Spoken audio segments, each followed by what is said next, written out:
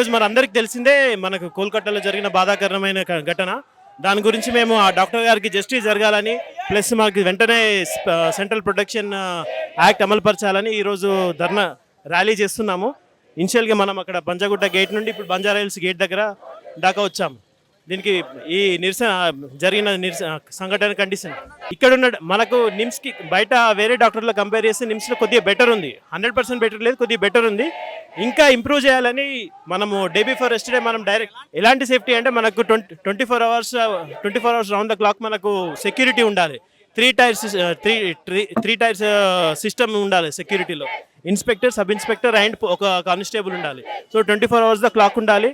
మనకి ఇంతకుముందు Telangana government special task force allot చేస్తా అన్నారు, ఇంకా అలాట్ చేయలేదు.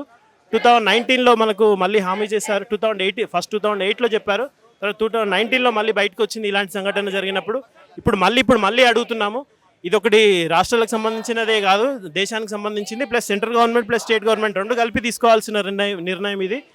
మీరు చూడండి, మీరు ఇప్పుడు ఒకరోజు మేము ఎలక్టివ్స్ అండ్ ఓపీడీస్ ఆపేస్తేనే ఎంత పేషెంట్లకు ఇబ్బంది జరుగుతుందో, ఒకవేళ మరి ఎమర్జెన్సీ సర్వీసెస్ కూడా ఆపేస్తే ఇంకా దేశవ్యాప్తంగా మరి పేషెంట్లు ఎక్కడికి వెళ్తారో చూడండి.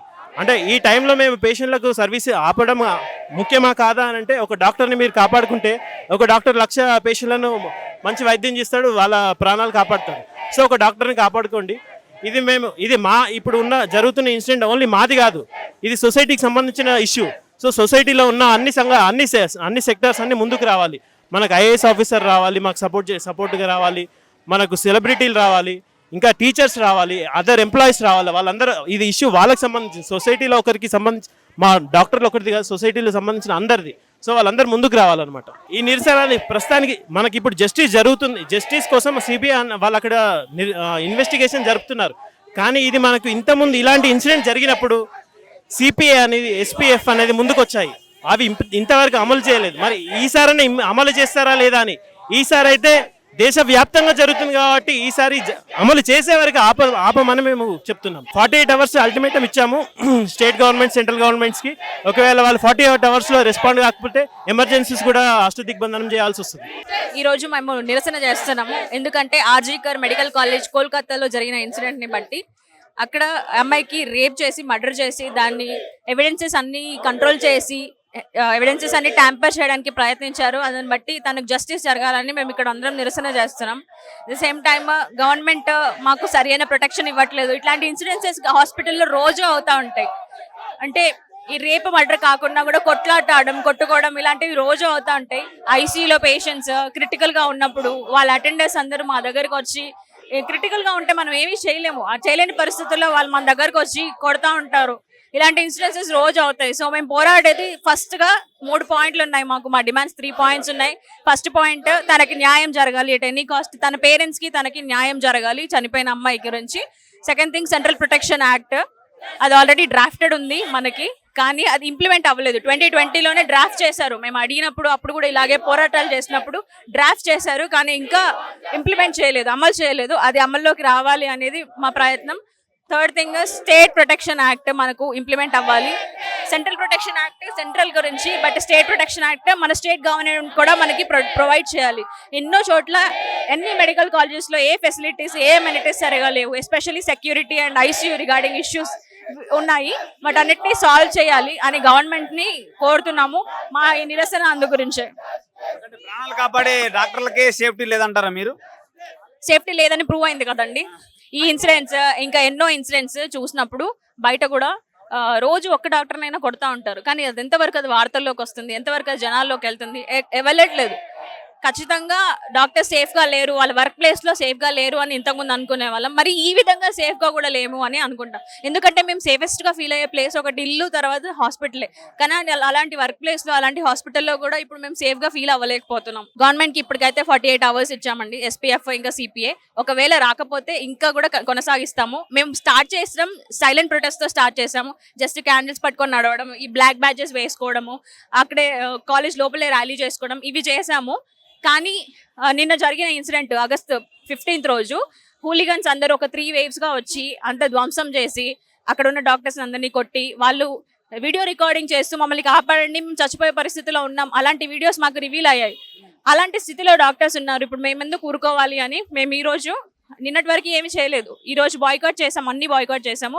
ఎమర్జెన్సీ సేవలు అయితే కొనసాగిస్తున్నాము, ఎలెక్టివ్ సేవలు అయితే ఆపేసాము, ఓపీడీ సేవలన్నీ ఆపేసాము. ఒకవేళ మాకు 48 అవర్స్లో గనక మాకు ఎటువంటి రెస్పాన్స్ గవర్నమెంట్ నుండి రాకపోతే ఈ ఎమర్జెన్సీ సేవలు కూడా మేము నిలిపివేయడానికి సిద్ధంగా ఉన్నాము. అంటే అందరూ అనుకుంటారు మీ వల్ల డాక్టర్స్ ఇలా చేయడం వల్ల అందరికి ఇబ్బంది అవుతుంది, పేషెంట్స్కి, రోగులకు. అవును, పేషెంట్స్ గురించి మేము ఆలోచిస్తున్నాము, మా గురించి గవర్నమెంట్ ఆలోచించాలి కదా, కానీ గవర్నమెంట్ ఆలోచించట్లేదు. కాబట్టి ఇట్లాంటి తీవ్రమైన స్టెప్ మేము తీసుకోవాల్సి వస్తుంది. ఇప్పటికీ మేము ఆలోచిస్తున్నాం కాబట్టి ఎమర్జెన్సీస్ కూడా ఇంకా కొనసాగుతున్నాయి. ఓన్లీ ఎలెక్టివ్స్ ఒకటి మేము ఆపుతున్నాం. అంటే కంపారిటివ్గా మేము ఇంట్లో కంటే హాస్పిటల్లోనే ఎక్కువ ఉంటాము. 36 hours డ్యూటీ అని ఎవ్రీ 3 daysకి 4 daysకి అన్ని డ్యూటీస్ చేసి మాకు ఇక్కడ కూడా సేఫ్టీ లేదు అని అంటే మేము పేరెంట్స్కి ఏ ధైర్యంతో వాళ్ళు మమ్మల్ని పంపిస్తారు? ఇంత ప్యాషన్తో ఇన్ని ఇయర్స్తో చదువుకొని ఇక్కడికి వచ్చి మేము ఇంతగానం చేస్తున్నాం అని అంటే ఇక్కడే పడుకుంటాం. తిండి ఉండదు సరిగ్గా, లైక్ ఆఫ్టర్నూన్ తిండి ఉండదు, నైట్ ఎప్పుడో తింటాం 12 o'clock 1 o'clock కంటిన్యూస్గా డ్యూటీస్, నిద్ర ఉండదు. తీసుకునే ఆ 1 hour గ్యాప్ రెస్ట్ కోసం కూడా తన సెమినార్ హాల్కి వెళ్ళింది అంటే ఆ ప్రిన్సిపల్ ఎందుకు వెళ్ళింది, డ్యూటీ అప్పుడు వర్క్ చేయాలి కదా అని అంటే అది ఏం పాయింట్? అసలు ఏమైనా లాజిక్ ఉందా మాట్లాడడంలో అన్నట్టు. సో ఇక్కడ కూడా మాకు సేఫ్టీ లేదు అని అంటే మేము ఇంకా ఎలా వర్క్ చేయాలి వర్క్ ప్లేస్లో సేఫ్టీ లేకపోతే? This is not at all acceptable. అందుకని మేము ఇంకా ఏదైనా సరే duty we'll stop all the electives and will be doing like this. అందుకే ఎమర్జెన్సీస్ ఇంకా ప్యాషన్ డెడికేషన్ ఉంది కాబట్టి ఎమర్జెన్సీస్ అలానే పెట్టి ఎలెక్టివ్స్ వరకు అన్నా మేము బాయ్కాట్ చేసి మేము ఇది చేయాలి. లేదంటే ఎమర్జెన్సీ స్టాప్ చేస్తే అది మాకు కూడా అవ్వదు కదండి. అందుకని ఇంకా మాకు ఒక సేఫ్టీ కావాలి, ఆ ఫ్యామిలీకి ఒకటి కావాలి, మాకు ఒక సేఫ్టీ కావాలి, ఒక భరోసా ఇవ్వాలి గవర్నమెంట్. ఏమీ లేకుండా పట్టించుకోకపోతే this is not the right thing అని. ఒకటి సిబిఐ ఎంక్వైరీ స్టార్ట్ అయిన తర్వాత కూడా మనం మొన్న రాత్రి చూసుకుంటే 3000 మెంబర్స్ గుండాలను పంపించి ఎవిడెన్స్ ని డిస్ట్రాయ్ చేయడానికి ట్రై చేశారు.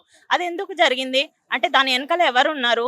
సమ్ పొలిటీషియన్స్ లేదా సమ్ విఐపీస్ ఉన్నారని అయితే ఖచ్చితంగా చెప్పచ్చు ఎవరైనా చూసిన వాళ్ళు. అప్పటి వరకు మేము ఓన్లీ సైలెంట్ ప్రొటెస్ట్ చేద్దాం అనుకున్నాం, కానీ ఎప్పుడైతే ఈ ఇన్సిడెంట్ జరిగిందో ఇది ఇలా ఇంతటితో ఆగేలాగా లేదు. కాబట్టి we doctors all over the India మేము యునైట్ అయ్యి మేము లేకపోతే లైక్ ఎమర్జెన్సీ సర్వీసెస్ ఇవ్వకపోతే మీకు కూడా ఎఫెక్ట్ అవుతుంది. సో మా ప్రాబ్లం కూడా మీరు పట్టించుకోవాలి గవర్నమెంట్. ఇంత డిలే చేస్తే మేము పని చేయడానికి కూడా భయపడతాము. ఇంకా ఇంతకు ముందు కూడా ధర్నా చేయడం జరిగింది, ఫెసిలిటీ గురించి కానీ సేఫ్టీ గురించి కూడా చేయడం జరిగింది. మరి అప్పుడేమన్నా గత ప్రభుత్వం అంటే ఆల్రెడీ చేసిన తర్వాత కూడా మళ్ళీ ఇదే జరుగుతుందంటే గవర్నమెంట్ సరైన చర్యలు తీసుకోవట్లేదు అనేది తెలుస్తుంది కదా. సో మెయిన్ థింగ్ అయితే మేము పబ్లిక్ కి చెప్పాలని అయితే అనుకుంటున్నాం, ఇలాంటి అవేర్నెస్ క్రియేట్ చేద్దామని. అంటే ఆర్జికర్ హాస్పిటల్లో ఇలాంటి ఇన్సిడెంట్ జరిగిందని చాలా మందికి ఇంకా తెలియదు పబ్లిక్ కి. సో అది అవేర్నెస్ క్రియేట్ చేయడానికి. And second thing CPI protection act ఏదైతే ఉందో అది ఇంప్లిమెంట్ అయితే చేయాలి. ఇంకా ఇంప్లిమెంట్ చేయలేదు. దాని ప్రకారం స్పెషల్ పోలీస్ ఫోర్స్ ని రిక్రూట్ చేసి డిప్లాయ్ చేస్తారు గవర్నమెంట్ హాస్పిటల్స్ లో. వాళ్ళు ఒకవేళ హాస్పిటల్ ప్రిమైసెస్ లో ఏమైనా గొడవలు అయినా కూడా మాకు ఒక సేఫ్టీ ఉందని మాకు కూడా ఒక భరోసా అనేది ఉంటుంది. మీకు ఎలాంటి డిమాండ్స్ అనుకుంటున్నారు మేడం? గవర్నమెంట్ ఏం అడుగుతున్నారు demands? First thing is justice for the family. ఎవరినైతే రేప్ చేసి మర్డర్ చేశారో వాళ్ళకి వెంటనే జస్టిస్ అయితే రావాలి. And second thing CPI act అనేది తొందరగా ఇంప్లిమెంట్ చేయాలి, ఎంత తొందరగా వీలైతే అంత తొందరగా. అంటే మీరు చూస్తూనే ఉన్నారు సొసైటీలో చిన్న పిల్లగాలమేనా పెద్ద చిన్న తేడాలు లేకుండా ఎలాంటి జరుగుతూనే ఉన్నాయి మేడం. మరి వాటి మీద మీ స్పందన ఏంటి? గవర్నమెంట్ ఎలాంటి కఠిన చర్యలు తీసుకోవాలని అనుకుంటున్నారు? ముందు వరకు ఒకవేళ బయట తిరుగుతేనే ఇలాంటి రేపులు కానీ ఇలాంటి జరుగుతుందని అనుకునే వాళ్ళము. కానీ ఇప్పుడు మేము ఎప్పుడైనా సేఫ్ గా ఫీల్ అయ్యేది ఒకటి ఇల్లు, ఇంకోటి డ్యూటీ ఎక్కడ చేసామో అక్కడ. సో హాస్పిటల్ మాకు ఆల్మోస్ట్ ఇల్లు లాంటిది, మేము చాలా సేఫ్ గా ఫీల్ అవుతాము. ఇప్పుడు హాస్పిటల్లో కూడా లోపలికి వచ్చి రేప్ చేసి మర్డర్ చేశారంటే మేము ఇంకా ఎక్కడ సేఫ్ ఉంటాము? సో అదనేది చాలా it is very heinous crime ఏదైతే జరిగిందో. అలాంటి కఠిన చర్యలు తీసుకోవాలి గవర్నమెంట్. అలాంటి వాళ్ళమైనా చేసిన వాళ్ళమైనా అలాంటి కఠిన చర్యలు తీసుకోవాలి. కఠిన చర్యలు అంటే ఫస్ట్ థింగ్ జస్టిస్ అనేది ఎంత డిలే చేస్తుంది గవర్నమెంట్ అంటే మాకు అసలు నమ్మకమే పోతుంది గవర్నమెంట్ మీద. సో ఎంత ఫాస్ట్ గా వీలైతే అంత ఫాస్ట్ గా జస్టిస్ రావడం. అండ్ ఎవరైతే దీని వెనకాల ఉన్నారో వాళ్ళకి ఒక డెత్ పెనాల్టీ కానీ ఇస్తే, అంటే కఠిన చర్యలు కూడా ఎలా ఉండాలంటే నెక్స్ట్ టైం ఎవరైనా ఇలాంటివి చేయాలని ఆలోచించినా కూడా భయపడాలి. అలాంటి కఠిన చర్యలు తీసుకోవాలని కోరుకుంటున్నాము. నమస్తే అండి. డాక్టర్స్ అనే వాళ్ళు ఎక్కువగా మనం ప్రాణాలు కాపాడే దేవుళ్ళలాగా ఎక్కువగా భావిస్తూ ఉంటారు. అలాంటి వాళ్ళకి ఇప్పుడు ప్రజెంట్ సేఫ్టీ లేదు, ఎలాంటి లేదని చెప్తున్నారు. మరి మీ స్పందన ఏంటి? నిమ్స్ హాస్పిటల్లో విద్యార్థులు అందరూ డాక్టర్లు, జూనియర్ డాక్టర్లు అందరూ రోడ్డు మీదకి వచ్చి నిరసన చేస్తున్నారు. మీరేమంటారు? మరి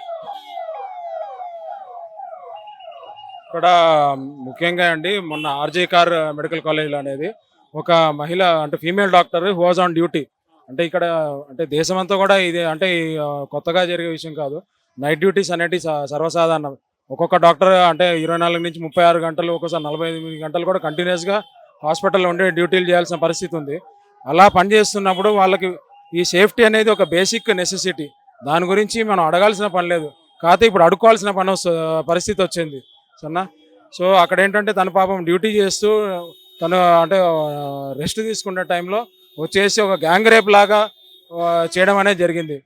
కానీ ఇక్కడ బాధాకరమైన విషయం ఏంటంటే అక్కడ గవర్నమెంట్ ఎటువంటి పాజిటివ్గా దానికి స్పందించకుండా వాళ్ళ పేరెంట్స్కి అది సూసైడ్ అని చెప్పేసి ఫస్ట్ దాన్ని కప్పిపుచ్చడానికి ట్రై చేసేసి ఆ ప్రిన్సిపల్ని వెంటనే సస్పెండ్ చేయకుండా వేరే దగ్గరికి ట్రాన్స్ఫర్ చేయడం అనేది, మళ్ళీ అక్కడ ఎవిడెన్స్ని వెంటనే డిస్ట్రాయ్ చేయడం అనేది, మళ్ళీ ఒక 2 రోజుల కింద అర్ధరాత్రి పూట ఇప్పుడు ఏదైనా ప్రొటెస్ట్ జరుగుతున్నప్పుడు ఎక్కడి నుంచన్నా ఒక మాబ్ లాగా వస్తే ర్యాండమ్గా మామూలుగా నడుచుకుంటూ రావడం, పరిగెత్తుకుంటూ రావడం జరుగుతుందండి. ఒక ఆర్గనైజ్డ్ అటాక్ లాగా వందల వేల సంఖ్యలో ట్రక్కులలో, మన సినిమాల్లో ఏ విధంగా అయితే చూస్తామో ట్రక్కులలో జనాల్ని, లారీలలో జనాల్ని తరలించి అక్కడికి వచ్చి అక్కడ ప్రొటెస్ట్ చేస్తున్న డాక్టర్ల మీద దాడి చేసి అక్కడ ఉన్న ఎవిడెన్స్ కానీ హాస్పిటల్లో ఫర్నిచర్ని కానీ కంప్లీట్గా డిస్ట్రాయ్ చేశారు సన్నా. ఆ డాక్టర్స్ అక్కడ వాళ్ళు దిక్కు లేకుండా వాళ్ళు వెళ్ళేసి రూమ్లలో వెళ్ళి వాళ్ళు లాక్ చేసుకొని బయటికి డిస్ట్రెస్ మెసేజ్లు పంపించాల్సిన ఇక పరిస్థితి ఒకటి అక్కడ జరిగింది సన్నా. సో ఇక్కడ కూడా ఏంటంటే ఇక్కడ కూడా ఇప్పుడు ఇన్ని రోజులు కూడా ఇప్పుడు కంటిన్యూస్గా కూడా మేము కూడా నైట్ డ్యూటీస్ అనేవి చేస్తూనే ఉంటామండి. 36 hour షిఫ్ట్స్, 24 hour షిఫ్ట్స్ చేస్తూనే ఉంటాం. ఇన్ని రోజులు ఏంటంటే ఇప్పటికి కూడా మాకు కూడా ఇప్పుడు మీరు చూసినట్టయితే పోలీస్ ప్రొటెక్షన్ కానీ ఎటువంటి సాలిడ్గా పోలీస్ ప్రొటెక్షన్ రకరకాలుగా సీసీటీవీ కెమెరాలు అంటే స్ట్రాటజిక్గా ప్లేస్ చేయడం అనేది కంప్లీట్గా అనేది లేదండి సన్నా. మేము కోరేది కూడా అదే. ఇప్పుడు మా డాక్టర్స్ కానీ ఎవరైనా డాక్టర్స్ ఒకరైనా కాదండి, ఇప్పుడు this basically is not just a fundamental issue of doctors. Any female who is working at a work place should feel safe సన్నా. ఆ వర్క్ ప్లేస్లో తను సేఫ్గా ఫీల్ అవ్వాలి. వర్క్ ప్లేస్లోనే సేఫ్టీగా. ఇప్పుడు ఎందుకంటే ఇక్కడ మేము ఇప్పుడు వారానికి కనీసం అంటే 100 నుంచి 120 గంటలు అనేది వర్క్ చేస్తారండి ఇక్కడ ప్రతి ఒక్క డాక్టర్ కూడా, రెసిడెంట్ డాక్టర్. అలా ఉన్నప్పుడు they hardly spend any time at home. So majority of the time ఇక్కడ స్పెండ్ చేసినప్పుడు ఫెసిలిటీస్ అనేవి ఇంకా బెటర్గా ఇంప్రూవ్ చేసి ఇవ్వాలి. రెసిడెంట్ డాక్టర్స్కి స్పెసిఫిక్ డెసిగ్నేటెడ్ ఏరియాస్ ఇవ్వాలి. అండ్ సెంట్రల్ ప్రొటెక్షన్ యాక్ట్ అనేది అడుగుతున్నాం. ఇప్పుడు ఎవరైనా కానీ వచ్చి ర్యాండమ్గా జనాలు వచ్చి అరవడం కానీ డాక్టర్లను కొట్టిపోవడం అని ఇవన్నీ సర్వసాధారణం అయిపోయింది. ఇటువంటివి జరిగినప్పుడు అంటే స్ట్రిక్ట్గా దానిపైన యాక్షన్ తీసుకుంటే నెక్స్ట్ మళ్ళీ రిపీట్ అవ్వకుండా ఉంటుంది అనేది మేము కోరుకుంటున్నాం. గవర్నమెంట్ ఇప్పటికీ స్పందించలేదు మీ పేరు మీద కూడా, మరి ఎలాంటి ధర్నాలు చేస్తున్నా కూడా. మరి ఈ సమస్యను మీరు ఎలా ముందలు తీసుకుపోదాం అనుకుంటున్నారు? ఇంకా ఇప్పుడు ఆల్ ఇండియా, ఇది ఒక్కటి మా ఒక్క కాలేజ్ సమస్యనో ఒక హాస్పిటల్ సమస్య కాదండి, ఆల్ ఓవర్ ఇండియా మొత్తము దీనికి అగేన్స్ట్గా ప్రొటెస్ట్ చేస్తున్నారండి. మేము అంటే మేము కోరుకునేది కూడా ప్రజల నుంచి ఏంటంటే ఇది మా ఒక్క సమస్య కాదండి. ఇప్పుడు ఒక నిర్భయానో లేకుంటే ఒక ప్రియాంక అనే ఒక అమ్మాయి ఇక్కడ శంషాబాద్ దగ్గర జరిగినప్పుడు మొత్తం దేశమంతా కదిలిందండి. అలా మేము కోరుకునేది, మేము చేతులు జోడించి కోరుకునేది కూడా అదే అండి. మీరు ప్రజలందరూ కూడా దీన్ని సపోర్ట్ చేసేసి ఇది ఒక అమ్మాయికి జరిగిన ఒక ఘోరమైన అత్యాచారం లాగా పరిగణించి మీరందరూ కూడా కదిలి వచ్చి ఇలాంటివి మళ్ళీ రిపీట్ అవ్వకుండా అనేది మీరు చూడాలండి.